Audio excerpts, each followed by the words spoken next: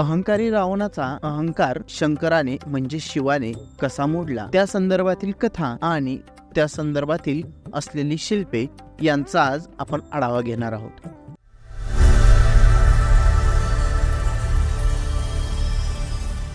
आपणाला माहित असेल की लंका ही पूर्वी रावणाची नव्हती, तर लंका ही कुबेराची होती आणि त्याला ती निर्माण करून दिली होती विश्वकर्माने। एके दिवशी रावणाच्या लक्षात आलं की सोन्याची लंका आहे आणि ती आपल्याकडे असायला पाहिजे, आणि रावणाने लंकेवरती आक्रमण केलं। आक्रमण करून त्याने कुबेराला जिंकलं, त्याचबरोबर कुबेराजवळ असलेलं पुष्पक विमान हे देखील स्वतःच्या ताब्यात घेतलं। ते विमान ताब्यात घेतल्यानंतर त्याने त्या विमानातून फेरफटका मारावा असा विचार केला आणि तो पृथ्वी तलावाची एक फेरी मारू लागला। परंतु तो जेव्हा एका पर्वताच्या बाजूला आला तेव्हा त्या पर्वताच्या वरून किंवा त्याच्या बाजूनी त्याचं विमान जात नव्हतं आणि त्याला लक्षात नाही आलं की आपलं विमान हे कोण अडवतो आहे। जेव्हा तो त्या पर्वताच्या जवळ गेला तेव्हा त्याच्या लक्षात आलं किंवा त्याला समजलं की हा पर्वत म्हणजे कैलास आहे आणि तेथे राहतात शिव म्हणजे शंकर, आणि त्याला पर्वतावर जायचं असताना त्याला अडवलं ते नंदीने आणि त्याला तिथे पुढे जाण्याची मनाई केली। जेव्हा नंदीकडे पाहिलं तेव्हा रावणाने आपल्या मदमस्त आणि अहंकाराने म्हणला, तुझ्यापेक्षा तर माकडं देखील सुंदर दिसतात। तेव्हा रागाला गेलेल्या नंदीने त्याला शाप दिला की तुझ्या राज्याचा आणि तुझा शेवट हा माकडांमुळेच होईल। त्याचीच परिणिती म्हणजे पुढे रामाबरोबर आलेल्या वानरसेनेने त्याचा पराजय केला। असं ऐकताच रावण रागाने कैलास पर्वत उचलायला लागला। रावणाने दोन्ही आपले हात कैलास पर्वताच्या खाली घालून तो जवळजवळ उचलला गेला आणि उचलल्यानंतर पर्वतावर असणारे प्राणी पक्षी व सर्व लोक हे घाबरून इतरत्र धावू लागले।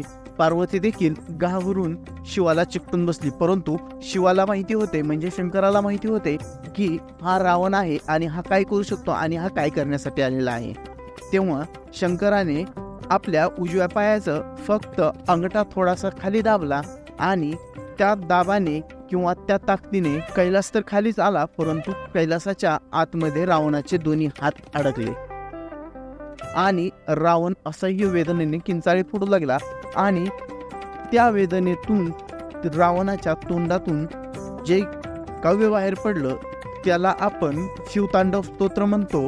आणि शिवाने नंतर प्रसन्न होऊन एक शिवलिंग दिलं ज्याचं नाव होतं आत्मलिंग, आणि हाच प्रसंग दर्शविणारे रावणानुग्रह नावाची शिव आणि रावणाची असलेली मूर्ती वेगवेगळ्या मंदिरांवरती याचप्रमाणे वेरूळच्या कैलास लेण्यामध्ये देखील या मूर्तीचं आरेखन केलेलं आहे। ही मूर्ती साधारणतः खाली रावण आपल्या 10 हात आणि 10 शिरांसह पर्वत उचलताना दिसतो आणि त्याच्यावरती प्राणी पक्षी अशा विविध गोष्टींचं आरेखन केलेलं असतं। त्याच्यावर शिव हा बसलेला आहे आणि त्याच्या बाजूला पार्वती बसली असून ती शिवाच्या हाताला पकडून घाबरलेल्या स्वरूपात बसलेली असते आणि हे जास्तीत जास्त मूर्तींवरती आरेखन आपल्याला दिसून येतो।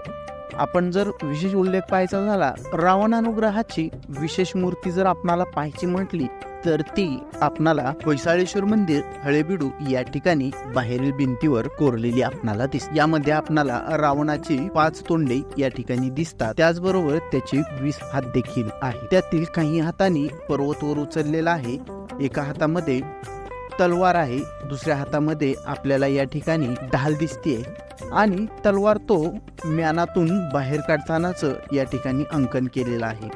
वेगवेगळ्या आभूषणांनी असा तो नटलेला आहे। दोन्ही पाय त्यांनी जमिनीवरती रोवून पर्वत उचलण्याचा प्रयत्न करताना दिसतोय। त्याच्यावर जर आपण पाहिलं तर वेगवेगळ्या कप्प्यांमध्ये वेगवेगळे गण आहेत, प्राणी आहेत, हत्ती काही ठिकाणी दिसत आहेत, काही ठिकाणी पक्षी दिसत आहेत आणि सर्वात वर जर पाहायला गेलं तर त्या ठिकाणी आपल्याला शिव आणि पार्वती बसलेले दिसत आहेत। शिवाचा उजवा पाय खाली जमिनीवरती आहे आणि तो त्याच पायाच्या अंगठ्याने जमीन दाबताना या ठिकाणी दिसतोय। आणि जर आपण पूर्ण मूर्तीमध्ये पाहायला गेलं तर त्यामध्ये अतिशय उत्कृष्टपणे आरेखन केलेलं आहे आणि कोरीव काम देखील अतिशय सुंदर झालेलं आहे। रावणाच्या प्रत्येक हातामध्ये वेगवेगळी आभूषणे आहेत, त्याच्या अंगावरती देखील आभूषणे आहेत, कानामध्ये कुंडले आहेत. त्याचप्रमाणे अगदी अशाच प्रकारची मूर्ती ही आपणाला कैलास येथील लेण्यामध्ये पाहायला मिळते. परंतु या ठिकाणी पाहायला गेलं तर रावण छोटा आहे, परंतु शिवपार्वतीचं आरेखन हे मोठं दाखवलेलं या ठिकाणी दिसतं. गारापुरी येथील लेण्यामध्ये देखील आपणाला ही मूर्ती दिसते, परंतु ती मूर्ती नष्ट होण्याच्या स्वरूपामध्ये आहे, कारण त्या मूर्तीची झीज झालेली देखील या ठिकाणी आपल्याला दिसते. ही मूर्ती मुख्य लेण्यात प्रवेश करताना डावीकडील भिंतीवर साकारलेली आहे. शिवपार्वती कैलासावर बसले आहेत, मागे रावण कैलास पर्वत हलवू पाहतोय. रावणाने कैलास पर्वत हलवण्याचा प्रयत्न केला, तेव्हा शंकरांनी पायाने जमीन दाबून त्याचा तो प्रयत्न हाणून पाडला. अगदी अशी ही कथा किंवा असं हे शिल्प या ठिकाणी देखील मंडित केलेलं आपणाला दिसून येतं.